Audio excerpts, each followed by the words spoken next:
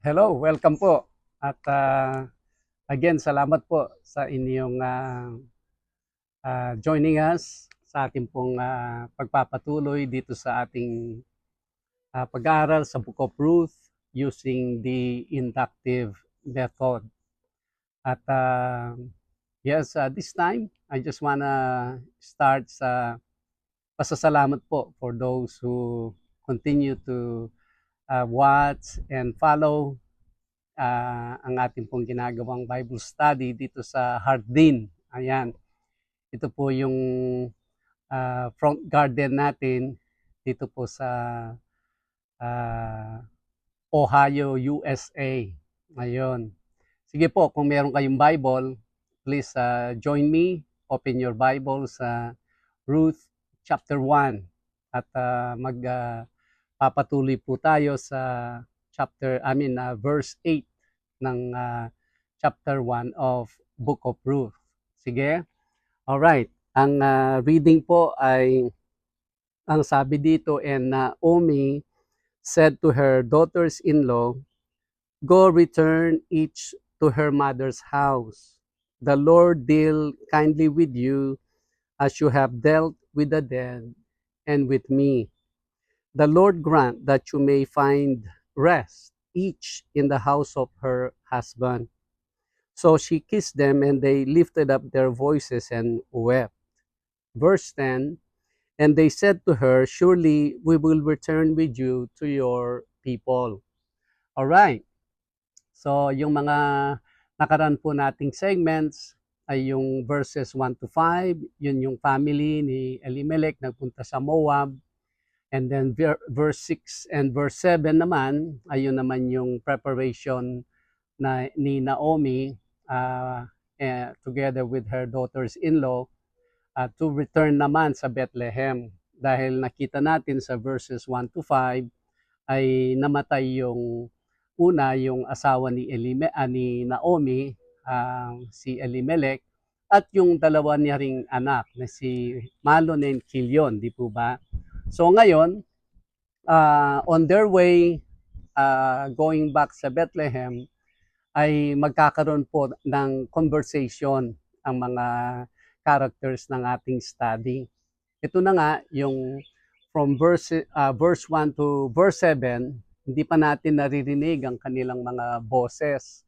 Dito pa lang natin maririnig ang mga boses ng mga characters. Namely, nauna dito si Naomi. Sinasabi niya sa kanyang mga manugang, bumalik na kayo sa inyong mga magulang, sa inyong mga bahay, at uy, may ang ganda ng sarap ng hangin Ang para magkaroon na kayo ng more opportunity nga para later on, as you were good wives to my sons, and you were a good daughter in-laws to me, nawa ganun din, nawa ang Panginoon will bless you the same.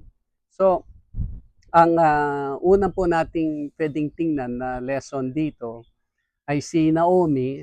Alam natin later on, makikita natin sa chapter na ito, na siya ay may edad na po. At least, ang explicit, sinabi ng scripture, madadaanan po natin ito, or even if you read sa chapter 1, na she is too old to have another husband. So alam natin, kayo na po ang maglagay ng age sa kanya. Pero yung maglakbay siya from Moab all the way sa Bethlehem, mag-isa siya at babae pa siya. Marami pong possible na pwedeng mangyari sa kanya, lalo na may mga bad elements sa daan, at pag makita kanilang nag-iisa, babae, helpless, weak, ay possible na they will take advantage of you, di po ba? Pero si Naomi, pasimula ng kanilang lakbay, ay binigay na yung kalayaan kay Orpha at kay Ruth. Meaning, mas inisip niya yung kapakanan nila more than yung kapakanan niya. Kasi pwede niyang maisama yung dalawa, pero kung ano pa, negative, pwede pa niyang magamit itong dalawang Moabita hanggang siya'y makarating sa Bethlehem. Kung ano man ang mangyayari sa kanila, who cares? Basta importante ay na-accomplish niya yung kanyang goal na makabalik siya sa Bethlehem na may assistance around her. Kaya sa correlation po nito sa atin, sa panahon natin ngayon, kung ikaw ay isang supervisor, manager ng isang company, or itinalaga na merong mga tao under you, mga subordinates, let's say, or ikaw ay isang pastor na just about everyone ay under sa iyo, under sa iyong authority at sa iyong command. If we will possess si Naomi dun sa pagkakataong yon, ang tanong ay, do we think more of their welfare more than how we can use them to what we want to accomplish sa ating buhay or sa atin bilang mga leaders? Ano po? Yun ngayon ang dalawang pwede nating pagpilian. Pero since makita natin dito sa kwento natin na si Naomi ay siya ay nag-demonstrate po na kitaan natin siya yung tinatawag na Christ-like character. Ano po? Ano po yon? Yung she thought more of the welfares of other people more than hers, di ba? More than yung sa kanyang sarili. Kasi bibiyahe nga siya, mag-isa niya. Pero kung makarating sila sa Bethlehem, itong dalawang Moabita na widows na sila ay mas maliit yung chance na sila ay makahanap ng maaasawa nila sa Israel, sa Bethlehem. Lalo na sila ay mga foreigners at balo pa. So ngayon, para kay Naomi, it is more better for them na magstay na lang sa Moab, since sila ay mga Moabita, since maraming mga tao na or mga binata na pwedeng magiging asawa pa nila pag if they ever decide na mag-remarry, ano po. So yun po, kung titingnan natin sa panahon natin, again, ang isang lesson na pwede nating mapulot po dito sa part ng story natin ay, do we think more of the welfare of those people under us, under sa authority natin, more than yung tinitingnan lang natin sila, how we can utilize, kung negative pa, kung paano natin sila magamit for the sake of our goals o yung mga plano natin or kilos natin, pinupurso natin as kanilang mga leaders. Ayun po, napakagandang to keep in mind, ano po. Kung tayo leader, how do we handle this? Kung tayo po ay subordinate, tingnan po natin anong klaseng leader ang meron tayo. Kaya doon mo makikita kung sila ba ay nakikitaan ba, or do we see a Christ-like character tulad po ng pinakita ni Naomi dito. Ayan. O sige po, tingnan natin. Continue sa ating pong script text. I will read dito po sa part ng verse 9. Ang sabi po sa verse 9, nung pinapaalis na nga pinapabalik na nga ni Naomi sina Orpha and Ruth, ang sabi sa verse 9, the Lord grant that you may find rest in each the house of her husband. Ibig sabihin, pag later on, makapag-asawa kayo, magkapamilya, nawa, maging you will find rest doon, may establish kayo in everything. Verse 10, sabi po niya, hindi, meron pang part ng verse 9, excuse me. So, she kissed them, and they lifted up their voices and wept. And they said to her, surely we will return with you to your people. Pangalawang lesson po na pwede nating mapulot dito.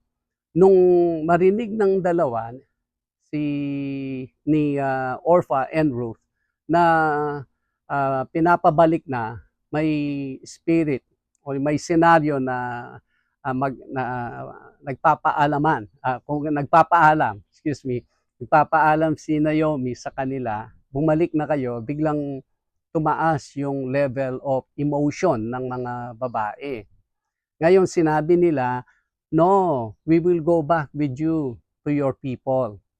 Kumbaga yung mataas ng emotion, meron silang inexpress na decision, sabihin na natin, na things they want to do, na sila nga ay babalik sa Bethlehem, sasama sila.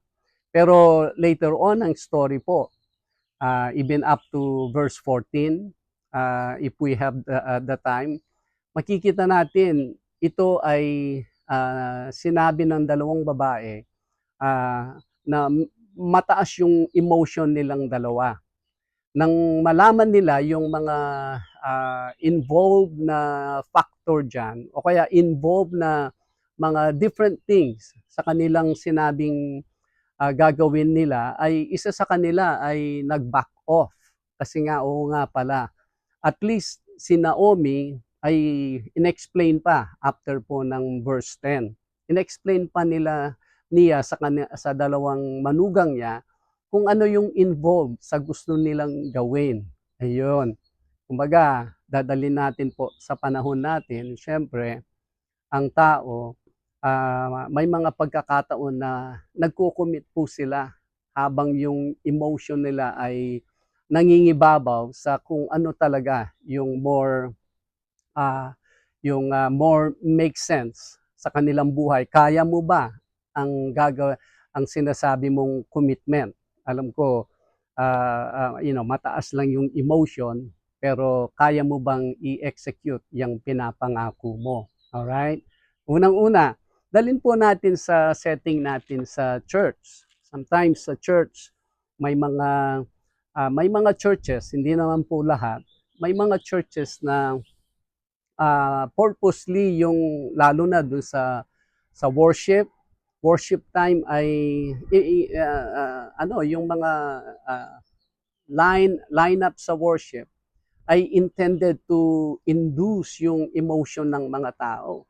Kasi pag mataas yung emotion ng tao, ay at times they commit na hindi naman pala, kumbaga hindi naman siya practical. In short, sometimes ang emotional worship ay nagiging daan siya para ma-manipulate yung mga tao. Kaya dapat maingat po tayo sa church na ating inaatenan. Is the worship intellectual or is the worship mainly ay tinitrigger niya yung emotion ng mga worshipers to the point ang mga worshipers ay madamdamin or yung emotion nila ang mas na papamper more than dun sa nagiging intellectual ang kanilang mga pagkilos, kanilang pag-commit. Ayun. So yun po ang ating pag-iingat. Pangalawa, kung tayo naman ay nandun sa mataas na level ng emotion, I believe pag-iingat din na wag po tayong basta-basta mag-commit ng anything just because mataas yung emotion natin at that moment. Hindi po ba? Pero nga nagsabi na pag ikaw ay masayang-masaya, refrain muna to making decision. Kasi masayang-masaya ka eh. At the same time, at the other end, kung ikaw ay galit, stop muna making a decision. Hayaan mo munang mag-subside. Hayaan mo nang bumaba yung emotion mo kung either masayang-masaya ka or ikaw ay galit. Stop muna in making decision. Pray about it. Itulog mo muna. And then pag ikaw ay sober, that's the time na makapag-make ng decision. Meron din pong isang lesson na pwede nating tingnan. Minsan sa church setting, makita mo yung mga taong tumatanggap sa Panginoon, pumupunta sa altar call, makita mo iyak sila, yung talagang pati uhog ay excuse me po sa mga kumakain na labas, talagang iyak, luha, and everything sa kanilang moment na pagtanggap. Sometimes we read that as tunay itong pagtanggap ni brother o ni sister o ni kapatid dahil kita mo naman talagang iyak siya at very remorseful siya kung ano man yung kanyang past. Sometimes hindi po magandang measurement of kumbaga decision or assessment natin kung sino talaga yung tunay na tumanggap sa ating Panginoon. I believe if we will follow ang habilin ng Panginoon na you will know them by their fruits. Kumbaga after nilang tumanggap, whether simple na nagtaas lang ng kamay or he followed yung sinner's prayer or prayer of acceptance, ang importante yung makita po natin yung kanilang mga buhay after that moment. Kung sila ay napipino, nababago, by the help of the Holy Spirit, by the grace of God, ay ngayon ay na-educate siya sa scripture at na-implement niya sa kanyang personal na buhay. I believe mas reliable po yon, mas kumbaga legitimate na reason na masabi natin itong taong ito ay tunay na tumanggap sa ating Panginoon. Ayun. Sige po, I believe I spent 15 to 20 minutes at this point at nakakover tayo ng 3 verses. Nawa ay something we brought to you even sa short study na ito. Salamat po again. Si Pastor Rameses Gamboa po ito at former missionary dyan sa Pilipinas. Kung sa Pilipinas man po kayo na nanonood ngayon, salamat at may the Lord will bless us all hanggang sa susunod. I-continue natin itong pag-aaral natin sa Book of Ruth. Shalom and God bless you all. Thank you.